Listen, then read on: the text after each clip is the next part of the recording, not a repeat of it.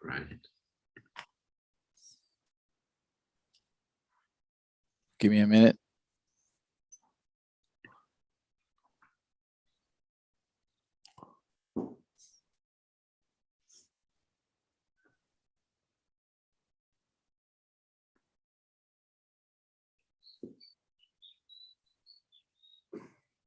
Okay, we're good to go.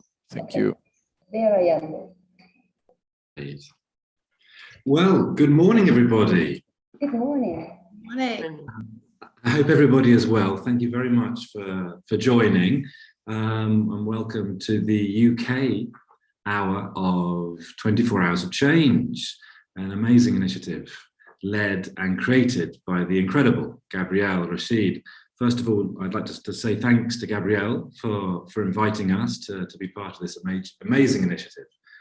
It's a really powerful sensation to be part of something global and using technology as the positive disruptor to enable us to do that. And your inspiration, Gabrielle, is always what's leading these initiatives, and we're just really, really happy to help you out and help this initiative out today. So let's hope that the next hour will be informative, interesting and stimulating. And to help us do that, we've got an amazing team put together, which I'm really, really excited to introduce now. Here with us this morning, we've got Tara Stewart and Faye Hardcastle from Queen Ethelburga School in York, in the north of England. And we've got Candelaria Durruti, Kathleen Breedenham, and Silvana Kushkinov from St. George's College, which is actually a school in Buenos Aires in Argentina, not quite in the UK, but it's a British school, it's a British international school, leading British-based education. So we felt that was okay to create a connection for the UK's time slot today. And I've just been doing some maths, and well, today we're talking about change and the future of learning. I think I might be correct in saying that between our two schools, we boast 234 years of educating young people. So we're quite historic institutions. So for these two such historic old institutions to be talking about change making and building a better future for young people, I think is really, really exciting. So before we go into further depth, I'd love to invite Tara or Faye or both just to introduce a little bit about Queen Ethelburga's school in York. Tara, Faye? Yeah, I'll go with that one. So good morning, everyone. So Queen Ethelburga's Collegiate, so it's affectionately known just as QE. So it's a large independent day and boarding school based near York in North Yorkshire in the north of England. So we educate students from kindergarten all the way through to age 18, where they will complete their final year of sixth form study. So we have around 1,400 students on roll currently, and we have students from a huge range of backgrounds. So whilst we are a British school based in the UK, we have lots of international students that choose to come study here as well. We also have lots of British-based students and lots of students whose parents are in the UK Armed Forces. So we do have students from a huge range of countries also linked to the UK Forces. So we recently celebrated our 110th birthday just last week. So we feel there's quite a lot to celebrate in where we're going in our journey to celebrate students moving forward and what we're doing to support our students. So our school motto, we call it the Hill Standard, is the best that we can, to be the best that I can with the gifts that I have. And everything that we do is to put students at the forefront of what they're doing to enable them, to support them to really kind of achieve this. So kind of our ethos is all linked around that, and to enable students to reach that is also to support and invest in our staff development as well, in order to help them develop our students. Tara, is there anything that you'd like to add there? Not really, you kind of covered it all, Faye. Thank you so much. I think one of the things that we're hoping that everyone kind of gets from today is both St. George's College North and QE, despite being over kind of 7,000 miles apart, there's still a lot of synergy in terms of our student-led initiatives. And so QE and St. George's College North, again, just looking at how students kind of lead and promote change, and I guess from our perspectives, how we can be the facilitators of that as well. I think one of the things that we are going to look at now is our programs in both schools that allow our students to thrive. So Faye, I'm going to pass back over to you to go back into QE's Thrive programme. And then once Faye, you've given that overview, it'd be really great, Oliver, if you can discuss some of the social and emotional learning programmes that you've got within St George's, and also the restorative justice programme as well. Thank you, Tara. So the Thrive at QE, this is our pastoral support programme. So we're really aiming for students to thrive in what they're doing. So that's in all aspects of their studies and their emotional well-being. So the Thrive initiative is run primarily by our incredible pastoral support team. So that is comprised of teaching staff, non-teaching staff, boarding staff. So it really kind of covers all aspects of students' lives at school. So whether they are boarding or day, there will be people in that team that they're used to dealing with, that have got lots of experience of perhaps the difficulties that they might be facing whilst at school. So this is a timetable of sessions, and you might be able to see on the screen there, it's a little bit small, but currently we have 23 timetabled activities that take place every single day of the week to enable students to be supported in their health and well-being. So these range from Sibling Sunday, which is a new one that I don't think is actually on that timetable, but that is a time when siblings that might be in different boarding houses or different year groups, they are given space to socialise, to spend time together, to complete activities together, and have that time, which is really, really important for siblings to bond together and to get that time together. We also have an activity called Woodland or Wildlife. So this is where students are able to spend time with each other and engage in nature in our woodland space. And recent activities have involved making bee houses. So it just gives them a chance to get out in nature and to experience that type of thing. We also have things like dealing with emotions. So this is where students can discuss how they're feeling and maybe how they could deal with their emotions in different situations and different scenarios to help them, to support them going further. So this is a program that we've had running for a number of years now, and this was highly commended when we had our previous inspection a couple of years ago. It really been a real outstanding program that we have to support our students, to support their emotional health and well-being. But this extends into other areas, like supporting for exam preparation and dealing with anxiety that might be linked to examinations as well. So it really is something that students can access. They can book in a session by speaking to pastoral staff. They can just drop in, and it's created this huge access, availability of support that students are willing to go and engage with and get help with, and students really engage with that and find it quite easy to be able to access that support, which is a huge step forward in students wanting to access that support and it being available for them. Oliver, do you want to talk about what you do at St George's? Certainly, Faye, or at least I'd like to lead into it. As we've previously discussed, there's huge synergy between what you guys are doing at QE and what we've been doing at St George's over the past few years, and possibly ever since we began in certain types of forms. We have placed well-being at the very, very heart of our school project. We really do believe that to do well, young people need to be well. And that's not obviously limited to young people, that goes well beyond into adults too, which we'll come on to later. So well-being has not only become a piece of shared language across the campus, it's really our heart and soul of everything we do. And it seems to have worked. You know, academic results have hugely improved since we've been really, really focused on well-being. So there's no magic science there. It genuinely does work. But what I'd like to hand over to the team to talk a little bit more about it. We've got three really interesting members of our team with us today, all coming at it from slightly different angles.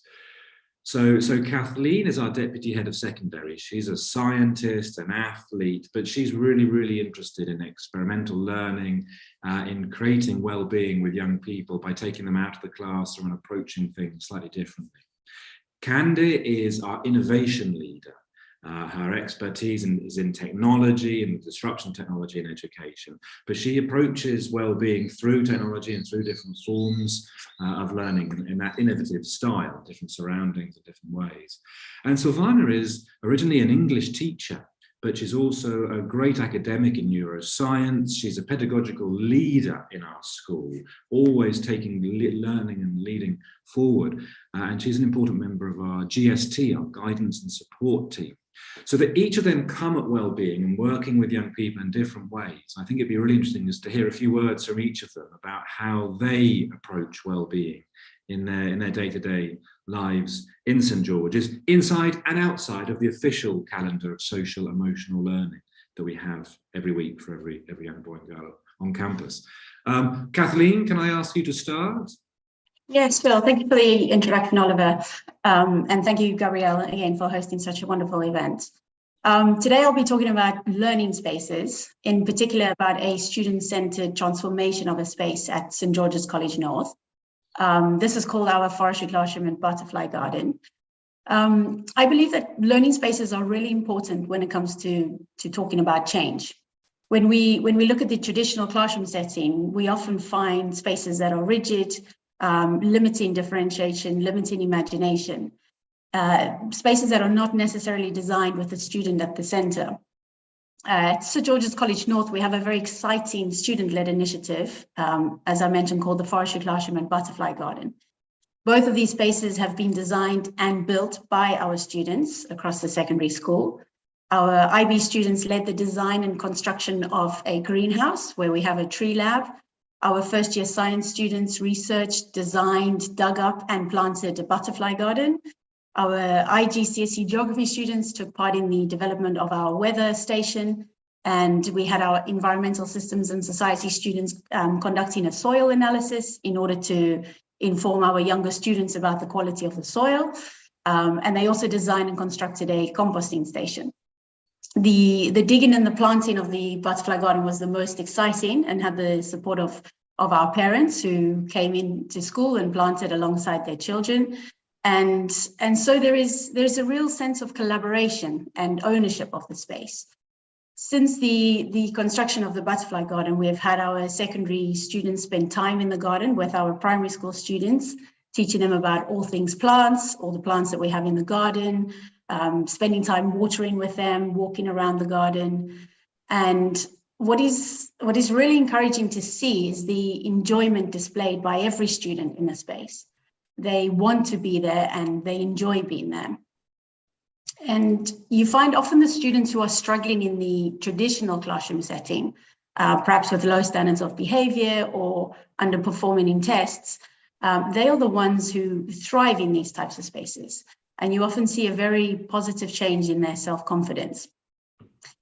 So even though the space might seem to be outside of the international examination curriculum, when you look at it creatively, you can see that it fits perfectly in many different ways. Our butterfly garden and forestry classroom really lend themselves to be interdisciplinary spaces for all subjects. So not only the sciences, we've got our English departments often using the space for reading sessions, planning, debating.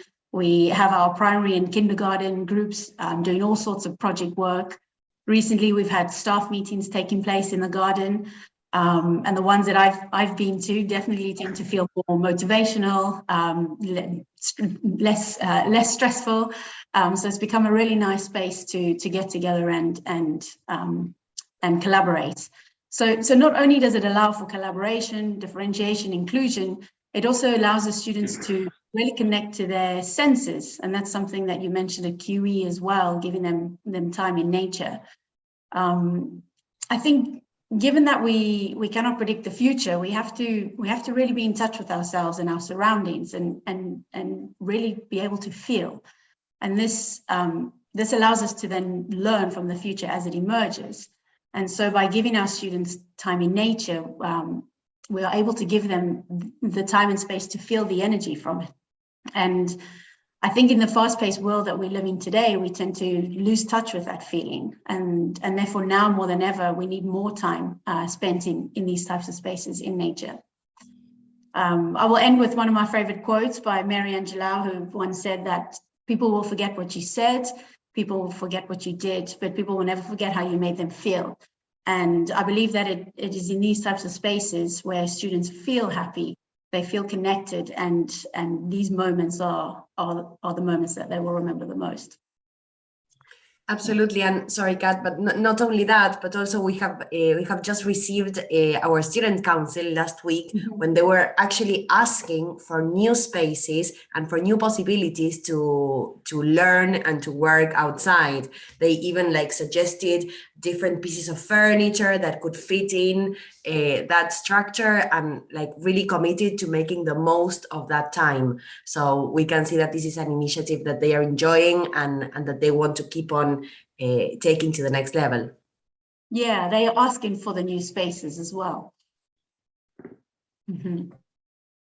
Thanks, Kathleen. I think that there's already great synergy there, Tara and Faye, in thriving in different spaces. I hope that fits very much with your program, and also approaching different types of students which maybe struggle in a more confined space or rigid learning or linear learning structures, students that have the potential to thrive, that we know that by changing their physical space or activity or experiential learning, we can enable them to thrive even further. And I guess, feeding back to the well-being, it's all about feeling happy. Outside nature, we know this from research around the world, makes us feel connected with a bigger picture, and therefore learning makes a little bit more sense than just coming out of a textbook. So I think that's brilliant. Thank you very much, Kathleen. Hopefully we'll come back to this area, which is obviously thriving at St George's at the moment. Candy, would you like to talk a little bit more about the connection of technology and what we've been doing with Google or beyond that in digital learning, and connect it with thriving? Well, I mean, technology is a great tool to thrive, right? Because it enables a whole new language and a whole new set of possibilities. The idea is we have this idea of technology as a positive disruptor. This means that not only does technology trigger learning experiences, but it's also the best way to give our students their voice, because perhaps we remember when we were at school, everything was quite limited, right? To paper and pen, and that's all we did. We only wrote. We wrote, perhaps we drew, but that was pretty much it. Now students can have different alternatives to share everything they know. They can connect with other institutions across the world. They can record videos, and that's the language they speak, because they spend most of their days using their devices.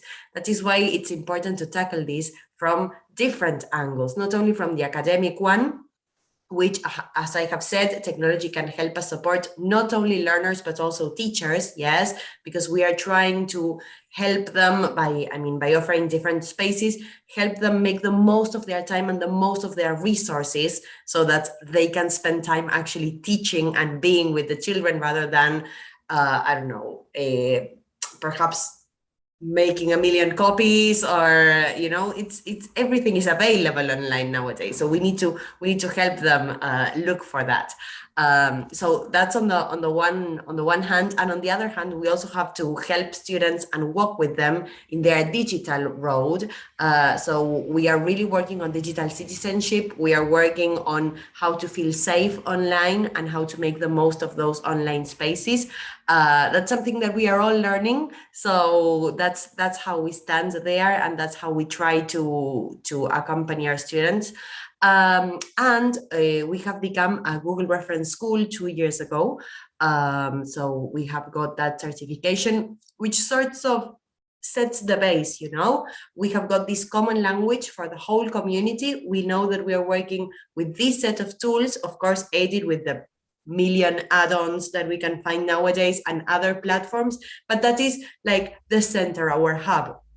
So based on that, based on the Google program, we were able to establish a base for our staff. So we were able to say, okay, we are all here. This is where we are starting. So now the sky is the limit.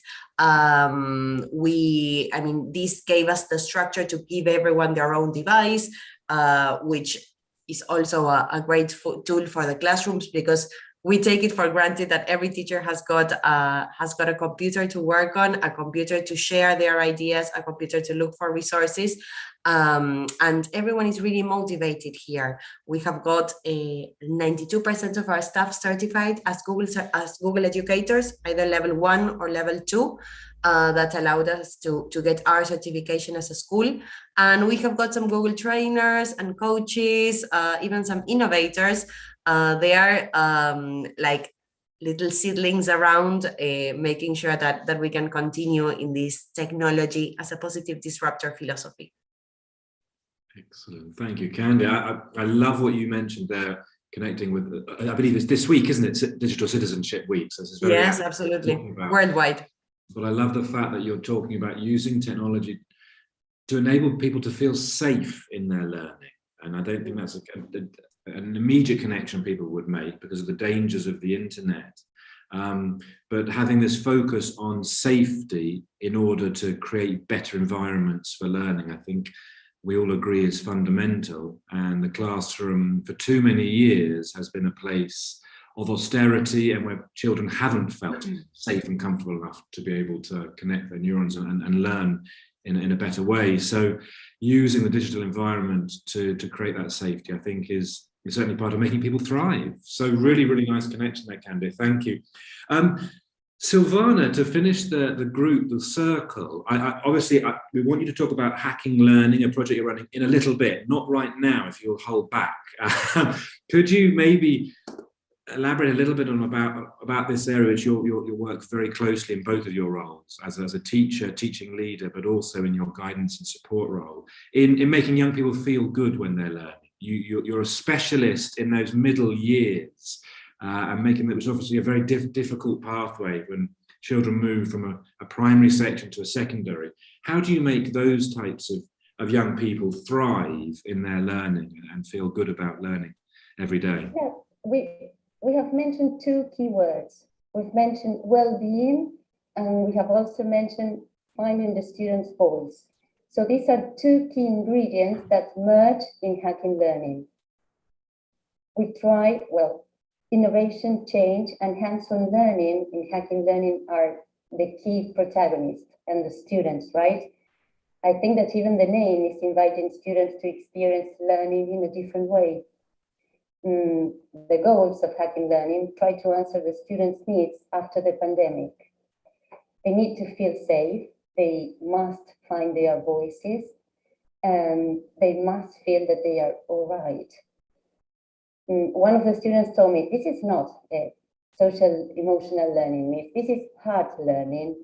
And for me, that was a fantastic definition, right?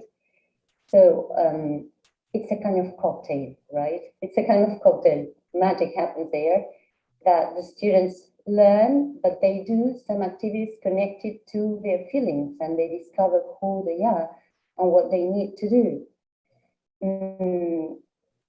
So that you can picture that, I will share some classroom routines. Is that okay? So that we can all imagine what happens in there, right? At the very beginning, there's a warm-up, and there's always a surprise, so that we set the curiosity mood. For example, I show them two different images and they have to find differences. I show them exotic pictures and they have to say, and that picture represents the class and what we will be doing that day. Or we just listen to a song and link it to a current issue. After that, we set the class goals.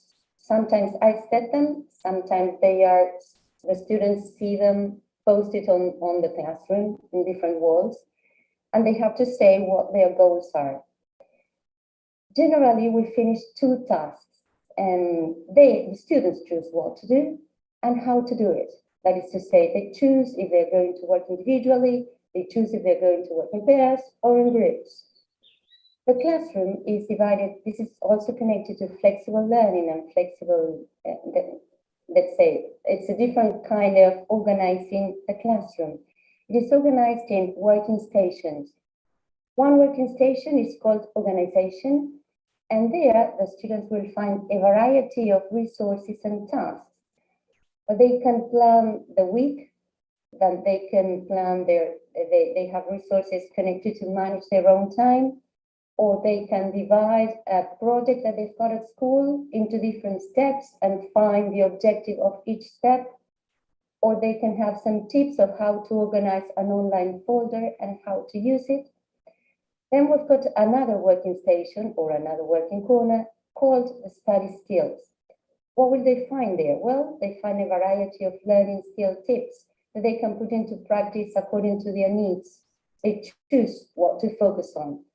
For example, they can find a poster that says, "What have you learned this week?" And they collaborate and write down all the things that they have been discussing and talking in different subjects. Or there's another poster that says, "I still don't get."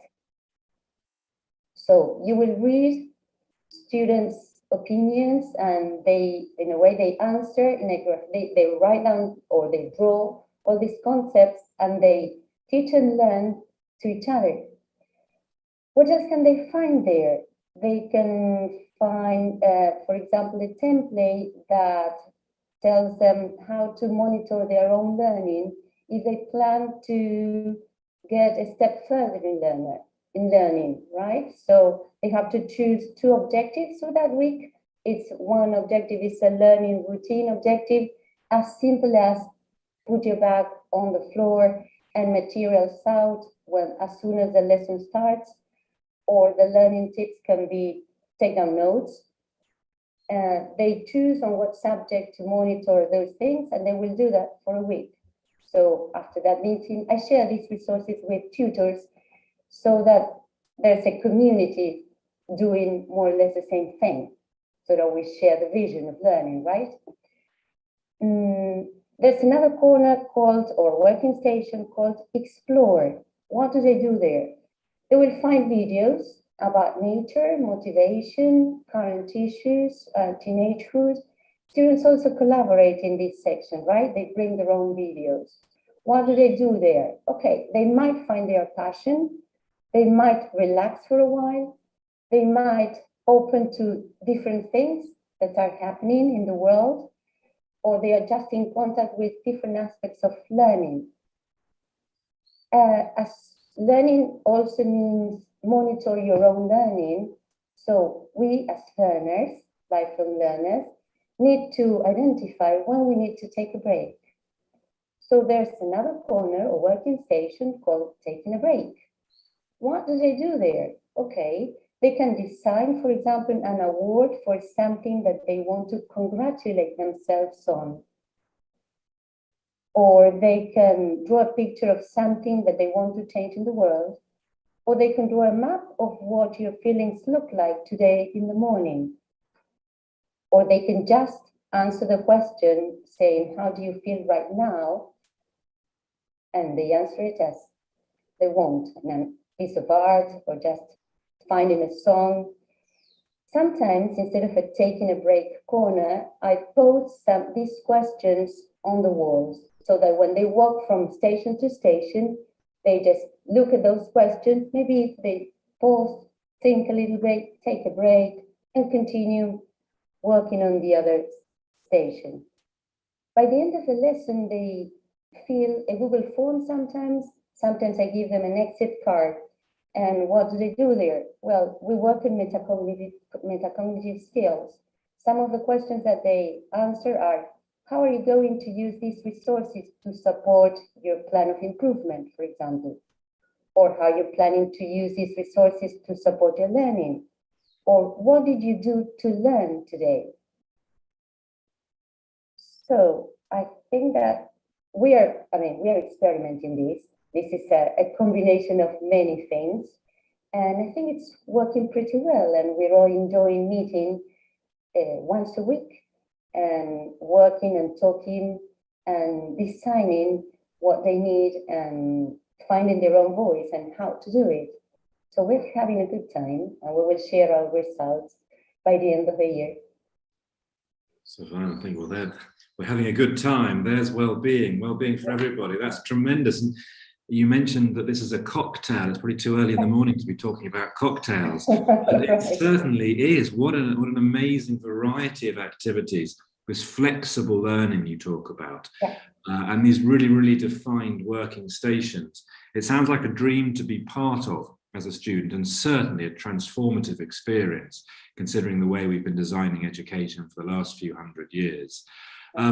However, and here is the big but, and I think this leads us perfectly onto the next segment of our chat together, is that sounds incredible for students, but quite daunting for teachers. Teachers who haven't maybe been trained in creating those types of environment, or teachers that haven't really got the confidence yet in their own abilities to have such a differentiated approach to teaching and learning. So here's where I'd love to move on and invite the QE team, Tara and Faye, to come back powerfully into our conversation and tell us about how you're developing staff, how you're working with teachers around teaching and learning, your CPD program, and all that you're doing to help your teams move forward in developing learning at QE. Thank you, Oliver. I think now is a good time probably to kind of tell you, I guess, what Faye and I do within QE as well as teach. So our main kind of role within QE as well as teaching. Faye is a scientist. I also teach business, but we are senior lead practitioners within school. We have a team of teaching and learning professionals within and across our collegiate. Faye's mentioned runs from early years right the way through to the end of A-level. If I was to sum up teaching and learning within QE, I would say our culture is more around what we can see rather than what we cannot, and then how we support staff around that and share best practice. Sharing best practices is key and crucial.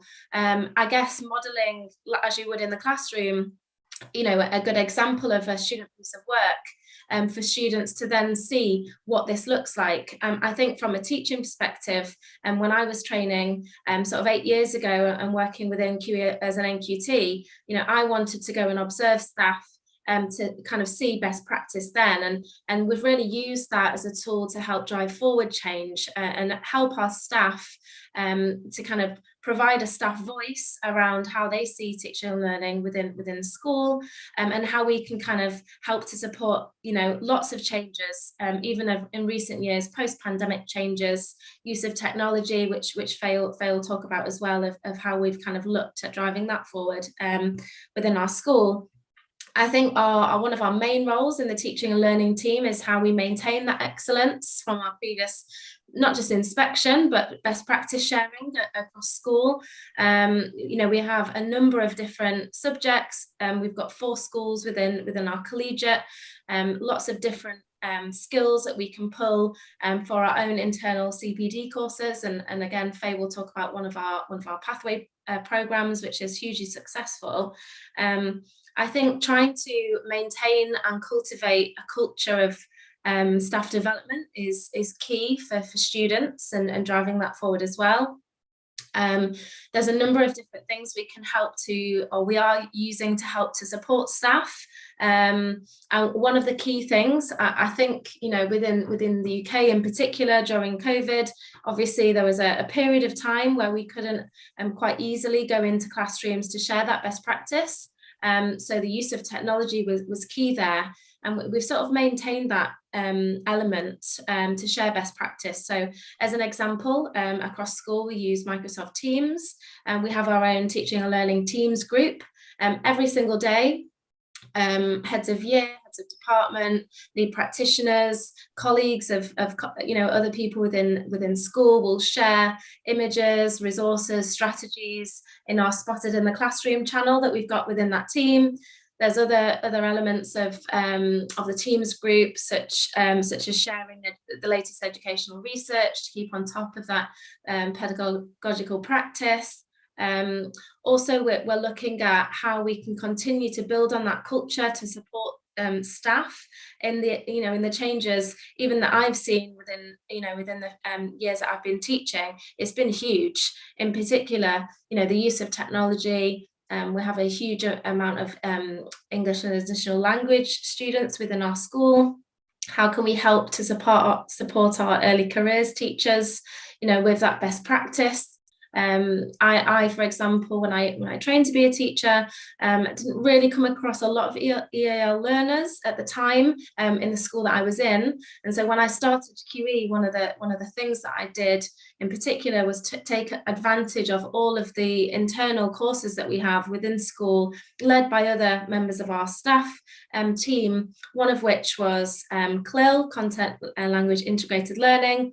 One of the key things that I did was do that and then promote that within our department, to share that best practice, to disseminate that really important kind of strategy to help bring about change for our international students coming, learning, you know, their subject in a different language to their native speaking language. And really, from our perspective, how, I guess, from a teaching and learning side, we can still encourage that collaborative approach, because our end goal is to ensure that our staff body are as confident as they can be to not only drive forward their own practice, but also to shout about it to others, how we can get them to share their ideas, you know, what ultimately is the impact on our students and everything that we do, whether that's our staff appraisal process or our observation or learning walk process. You know, it's implementing the strategies, but ultimately pure and simply looking at the impact that any of those things have on our students.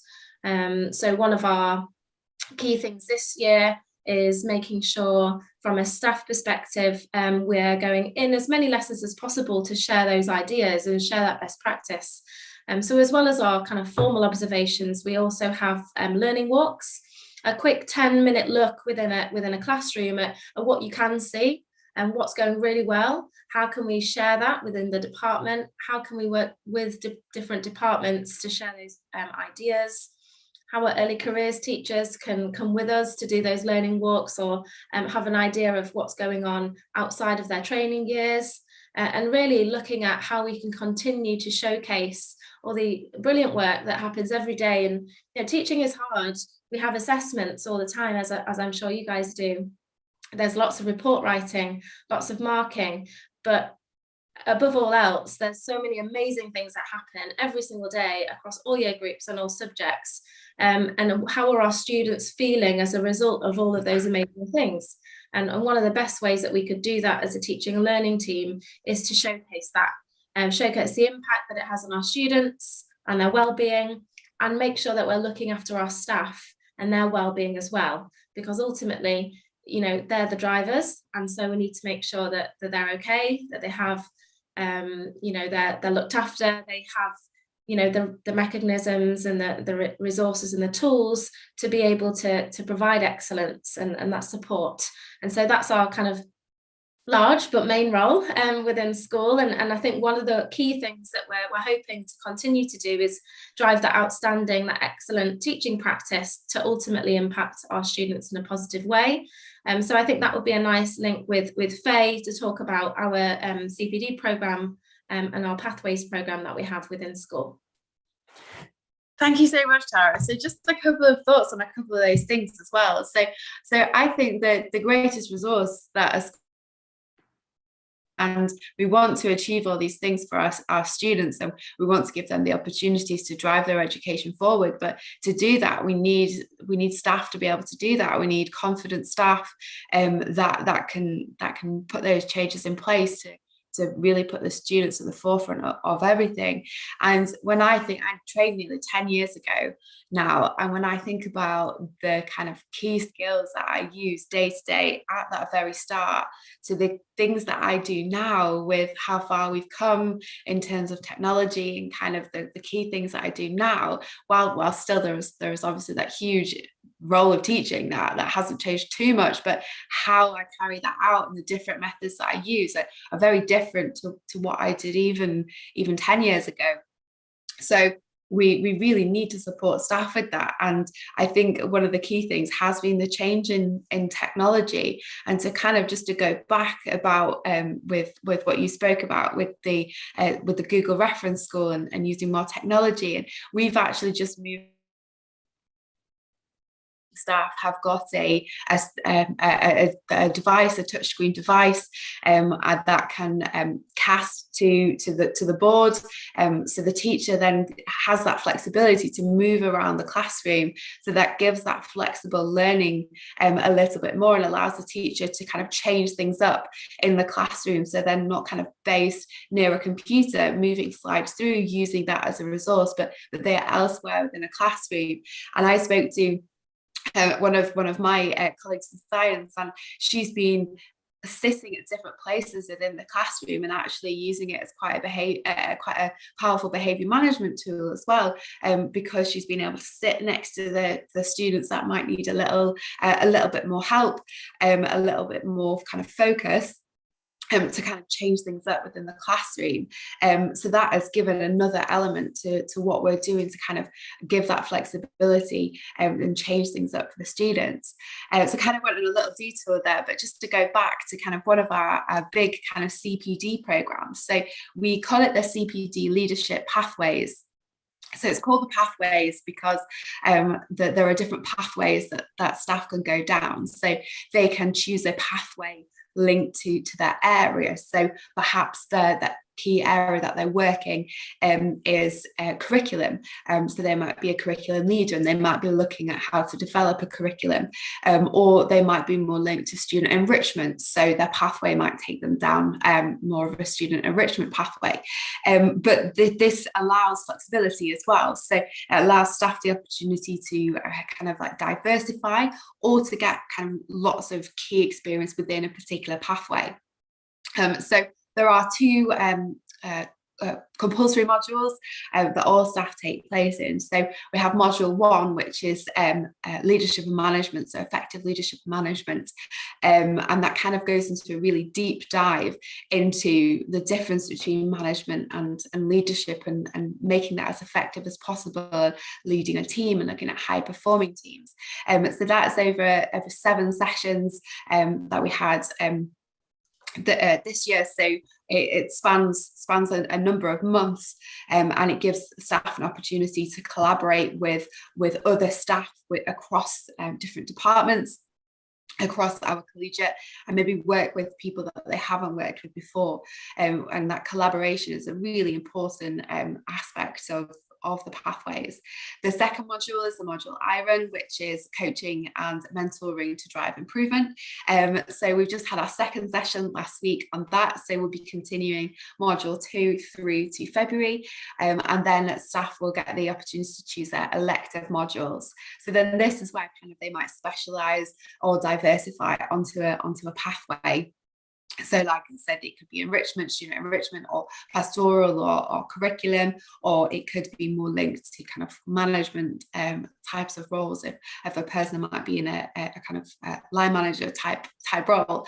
So this cohort, this is the 3rd cohort that we've had, and we currently have 40 staff members that are taking part this year, which represents a huge commitment to CPD and how much people really see the value in their CPD and wanting to invest that time into themselves as well. So that number comes from across the collegiate. So that comes from non-teaching parts of the collegiate as well, but they're part of our collegiate, and everybody has a really important role in providing for our students. So it kind of gives a really good broad range to help ensure that kind of that feeds into then what we do for the students as well. So regardless of where somebody works or whatever their role is, they have an impact on the students. Thank you very much, Faye and Tara. I mean, the words that are coming out of this are incredible. They're really connected with what we're all trying to do. I think there's a lot of collaboration, obviously, going on in this project. Giving teachers options on these pathways sound magnificent, to be able to specialise, to help younger teachers, newer teachers develop fast. And I'm particularly fascinated by this focus on using evidence-based practices and research, and focusing on what you can see rather than what you can't. We probably have spent far too much time as educators on theory and what isn't there. I remember being trained many years ago to be an IB examiner. And the wonderful coach that I was working with told us all, when we're looking at a student's script, to find the jewels in the mud. So not to be punishing for what's not there in the mark we give them, but finding everything that we possibly can see, as hard as it is to see it, to bring it out and to award. And I think that was always struck me very, very clearly then as a much more vanguard way of assessing young people's work. And I think that fits very much into the way you're looking after your staff at QE. So thank you very much for sharing that. Really, really fascinating. Let's try and build some synergy here. I don't think it'll be difficult. At St. George's, we have a program which we call the coaching program. It's an instructional supervision program at Essence, which leads to an end of term, end of year appraisal. But it's a kind of much more holistic approach to appraising performance, and it's based on coaching. Now Candy is a digital coach, so she has a specific area in working with our teachers in the digital aspect. And Kathleen and Silvana are pedagogical coaches, and they have groups of teachers they work with. So it would be lovely if I can invite the three of you to expand a little bit on about what is the coaching instructional supervision program, how does it work, how is that helping us at St. George's develop staff and support them in their needs. Kathleen, can I turn to you first? Yes, thank you. So like Oliver mentioned, it's a recent initiative that's currently underway as we speak. A lot of teachers are busy putting together their portfolios, as we call them. So it's drawing on evidence from a variety of sources, from pupil surveys, pupil questionnaires, classroom visits, sitting down with teachers, looking at which areas, a little bit like you mentioned, Faye, with the pathways. We're looking at which teaching areas they'd like to improve on, and then really focusing on that over a couple of weeks. I think this week we're in the final week of the program where teachers are now compiling their portfolios, and the next step then is to meet with the senior management team to look at that and to celebrate all that has been put together. Silvana, would you like to share your experience on that program? Okay. What we are doing is, first of all, is thinking together, right? What are the teacher's objectives? What the teacher wants to move on or work on or have hands-on. Then we have mini lessons. They are not mini lessons. They are mini. We talk right outside. We use the beautiful butterfly garden where we sit down there. And we share some resources, some ideas, some key quotes, some books talking about what's going on in pedagogy nowadays. After sharing some words and we brainstorm some ideas what to do. I sometimes go and look at just see how things are done in some lessons.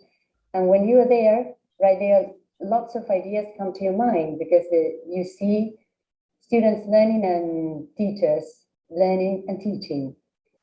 So after that, we shared some ideas, we expand those ideas, and we're working on an interdisciplinary project. What we are doing is it's humanities, art and English, history, geography, art and English, for secondary ones, for the younger students at the secondary school. And we, as teachers, are doing undergoing the same process that students are undergoing in the project, right? So we follow the same steps. We keep a record, right? We keep a record, a kind of reading log. Students have a portfolio, and we teachers have a reading log. We communicate, the 5 teachers there. We write down our challenges of the day, the things that we want to improve, then we get together, we meet, we share because we visit each other, right? There's on Tuesdays afternoons, they do have a humanity project, and the art teacher and the English teacher, that's me, get together with the students and work with the students all together. So we are experimenting, right, hands-on. how to coach teachers and how to, in a way, trigger self-reflection as teachers. Brilliant. So then we will share our results. We will share our learning log with you and the pictures that we have taken, right? Magnificent. That interdisciplinary approach it's got to be the future, no, connecting subjects rather than having them siloed. Candid, do you want to add a little bit on your digital coaching side and how that helps staff and develop? You've already touched upon it. Maybe there's something else. Yes, I was also thinking about our coaching program. I mean, and how it goes hand in hand with our student-centered perspective. We are a student-centered school, and in this way, the program as well has given voice and choice to each of the teachers as learners. So like Silvana has just said, and Kath has shared as well, the idea is that teachers can choose their own learning path, just like you're doing at QE, right? So that is super powerful. From the digital side, we have offered a set of options, yes, a set of different alternatives and platforms for each teacher to showcase what they are working on or the things that they would like to improve in a way, again, in a way that makes them feel comfortable, that makes them feel confident as well, because of course they're going to sit in front of the headmaster, right, to talk about what they have done throughout the year. So we are trying to empower every single person at school through the use of technology, making sure that everyone can voice their ideas in the way that they feel most comfortable. So that is really important. As regards digital strategies, we also have got a digital learning hub.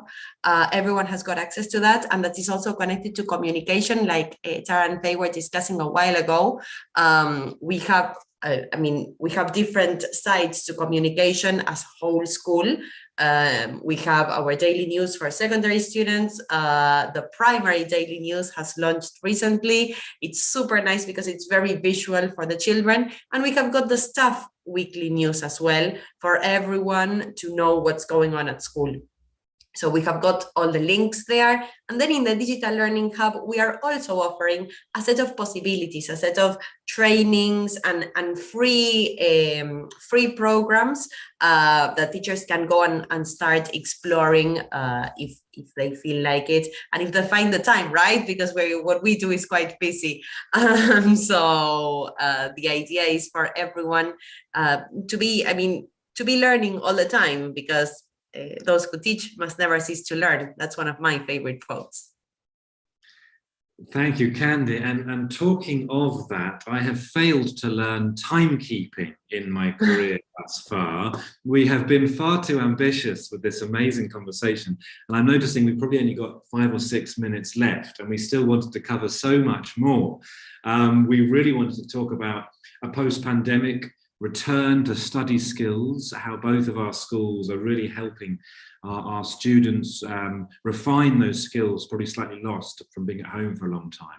And no conversation on the future of education can not include an element of diversity, equality, inclusion, and justice. We're not going to be able to cover all of that. So I think what we should do is possibly the following. Can I invite each one of our amazing panel to kind of give a concluding summary of your thoughts after this conversation? And you might like to dip into these final 2 areas, which we haven't been able to look at in depth, sadly, on this occasion. Maybe Gabrielle will invite us back for another webinar soon. But please feel free to dip into that or recover ground we've already made as we go around the circle with some kind of final concluding remarks. Let's keep to our structure. Tara, would you like to kick us off with your final thoughts? Yeah, thank you. I just want to say thank you, not only for getting up super early, you guys, as well, but also to talk about all of the kind of in such a short time span to all of the things that we've discussed. Really, I think it's been key to discuss the student-centered approach to anything and everything that we've covered this morning. I think that's key. With any kind of change in education, it starts with our students, because they're our end goal. And I think if we were to go kind of full circle in how we're ultimately setting them up for life, I think everything that we do must have them in mind. And a lot of what we do now has them kind of driving forward any changes that we see. And I think that's really powerful.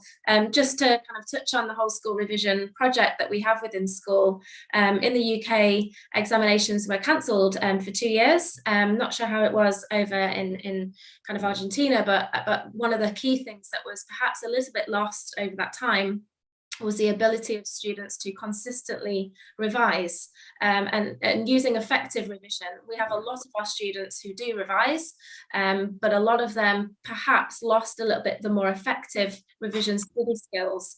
And actually a lot were coming into our Key Stage 4 and 5, our GCSE and A-level years, without practicing those skills prior to then. So we very much see revision as a habit, using the whole school revision approach. We have over 45 ambassadors spreading positive messages around school about what revision is, but more importantly, what it is not. And it's certainly not something to do just before a test, and that's our key driver of this year. And so our students are creating videos, modeling, sharing best practice, helping each other learn all of these effective revision methods. So by the end of the project, at least we will all have a revision toolkit that students can dip in and out of in terms of which methods more effectively work for them. And I think that's the kind of key thing, and linking to everything that we've discussed about well-being, etc. It's what works for them. So I will not carry on and eat into any more time. I'll pass over to Faye just for your kind of summary, if that's okay. Thank you so much, Tara. Yeah, I would just like to extend my thanks to Gabriel for organising this and for inviting us to be part of it, and the team at St George's College North for involving us. And I think I did the maths on this, that we part in terms of where our schools are based, and to have the conversations prior to this and discuss what we're doing with students was really lovely to kind of see that synergy between what we're doing to put our students at the forefront of their learning. So huge thank you, and I've really enjoyed being part of this. So I'll pass on to the final thoughts. Kath, Silvana, Candid, 20 seconds each. I'll finish off with a quote from Yong Zhao, who I had the privilege of meeting on one of Gabriel's courses, and one of his quotes was that innovation should involve the people we want to change. Right. In my case, it's a huge thank you. Thank you to Gabriel. Thank you to Tara and Faye for sharing such interesting ideas. Synergy is our word today, and I'm happy to see that students are at the center of everything we do, both here in Argentina, in the UK, or wherever it is, because they are the force of change. I would also thank you all, and I think that 2 key words in pedagogy are listening and sharing, and that's what we have done. So let's keep in contact and continue listening and sharing ideas. Wonderful. Thank you very much. I think to synergize those thoughts, I would say that the student-centered approach, the learner-centered approach is the future, it's the present. It's much of the best things of the past, and we've got to hold on to it. I'm very, very proud to lead a project which is focused on a student-centered approach, and it's wonderful to hear that you guys over in York and QE are also doing the same, despite our distance. I hope that can be our concluding remark to everybody watching. Gabrielle, thank you very much for hosting us and having us. Thanks, Oliver. Thanks, everybody, both here at St George's as well as QE in the UK. Thank you very much. Great connection, great thoughts. We have recorded the video. I'm going to stop the recording now, and I'll ask you for some links and pointers to your various projects. And we're still on YouTube. We've stopped the recording, but so I'd like to pass the baton along to our friend Ben Davis, who might want to say hello to some of the people he knows here. Thank you, Gabrielle. Good afternoon, and I suppose a very early good morning to you, Ollie. How are you? Good morning, Ben. I'm okay. I've got my Argentine tea here. Faye and Tara might have been wondering what I was drinking. I've got my yerba mate, which is always a good company in the morning, as you well know, Ben. Yeah. So for those of you that don't know, Ollie and I are passionate lifelong learners of golf. If our game is anything to talk about, we're not very good learners though. So bear that in mind when you're listening to what we're saying.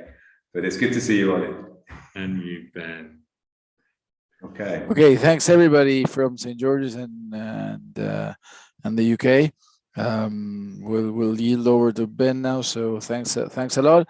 The video should go up today on YouTube, and we'll be able to post it on the page as well as some links and pointers over the weekend. Thank you. Thanks a lot. Well done, team. Great work. Thank you, everyone. Bye, everybody. Ciao. Bye.